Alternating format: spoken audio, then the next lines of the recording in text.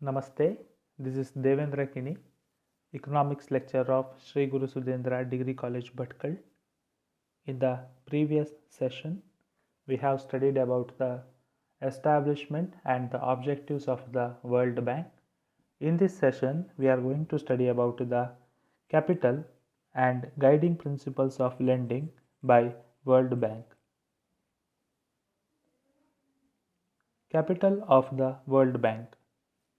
The initial authorized capital of the bank was 10 billion US dollar divided into 1 lakh shares of worth 10,000 US dollars each, available for subscription only to members and transferable only to bank. The subscription to capital is made on the basis of the economic strength of the member countries. The United States of America is the largest subscriber with share of 17.25, followed by Japan 7.42%, China 4.78%, Germany 4.33%, France and United Kingdom 4.06% each. As of 26th April 2020, total value of authorized capital of 189 member countries is 268.9 billion US dollars. Division of capital subscription.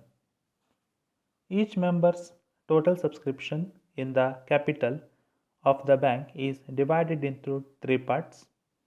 When a country joins World Bank, at that time it has to pay 2% of subscription quota in gold or US dollars,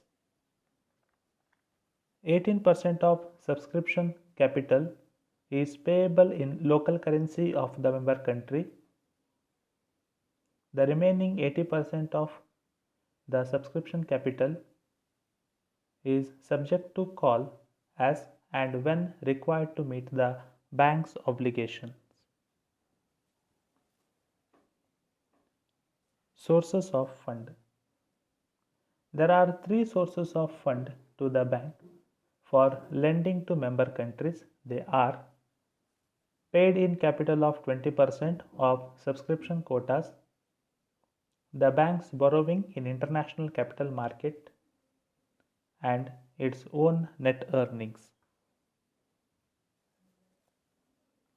With the increase in its membership and role in international economy, there is enhancement in its credit creation capacity too.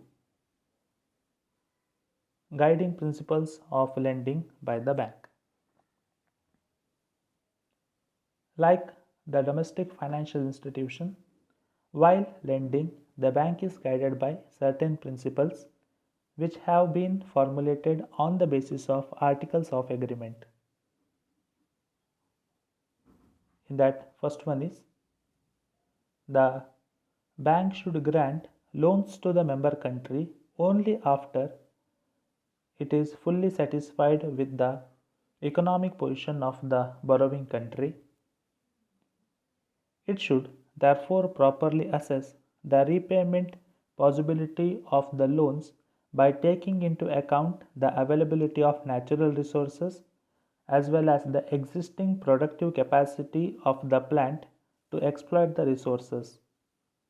It should also consider the borrowing country's past debt records.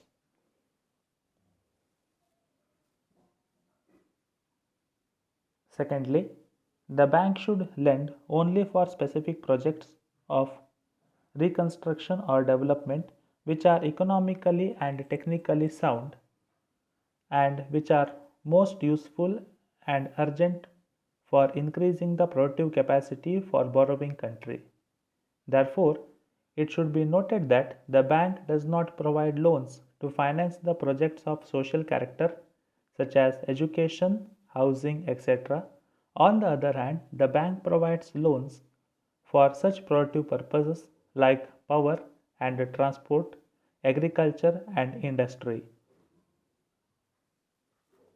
Thirdly, the bank should finance only to meet the foreign exchange requirement of the specific project. Thus, the bank does not finance the entire cost of the project. It expects the borrowing country to mobilize its domestic resources required for the project.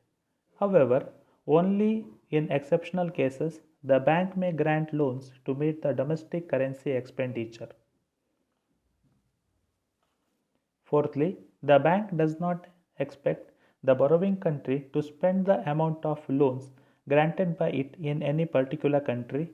The borrowing country is therefore free to utilize the loan amount for purchasing the capital equipment and goods, raw materials required for the project from any country.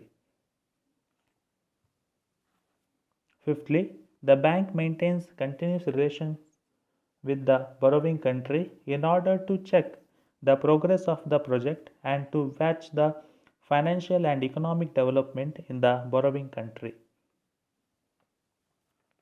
Sixthly, the bank tries to stimulate and encourage the private investment in its member countries, especially in economically developing member countries. Seventhly, the bank grants loans out of its own resources or out of its borrowings only when the member country is unable to raise the funds within its own territory or from the money market at a reasonable rate of interest. Bank charges. The bank charges a reasonable rate of interest plus commission on the loan. The actual rate of interest is 8.2%. The commission is fixed at 1%.